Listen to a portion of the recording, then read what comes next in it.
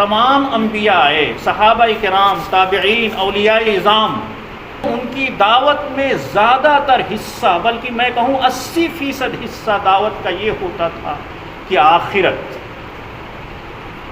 موت، قبر، جنت، دوزخ، پلسرات. ہمارے یہاں اس کا کوئی تذکرہ نہیں. لمبا لمبا وقفہ گزر جائے، ہمارے ذہن و خیال میں بھی نہیں آتا ہے آخرت اور قبر اور حشر. جبکہ نبی بات کرتا تھا دنیا کی، نبی بات کرتا تھا پیڑ پودے لگانے کی، اس میں بھی آخرت کا تذکرہ آ جاتا تھا. یعنی ان کی کوئی بات، کوئی مجلس، کوئی گفتگو آخرت کے ذکر سے خالی نہیں ہوتی تھی. اپنی نجی محفلوں میں ہوتے تھے، گھروں میں ہوتے تھے، تب بھی آخرت کا تذکرہ. ان کے ذہن و دماغ پر آخرت سوار تھی.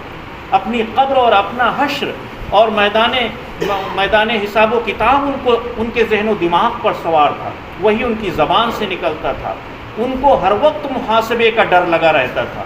اور ہم لوگوں کے غفلت کی وجہ یہ ہے کہ ہمارا عقیدہ آخرت پر کمزور ہے، ہمارے ذہن و دماغ پر وہ سوار نہیں رہتا. اس وجہ سے ہم سے کوتاہیاں اور گناہ اور غلطیاں بے شمار ہوتی رہتی ہیں.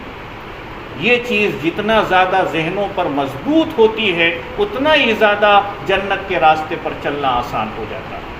اور یہ جتنی زیادہ کمزور ہوتی ہے، اتنا ہی زیادہ طبیعت دین سے اور آخرت کے راستوں سے اور صراط مستقیم سے بھاگتی ہے.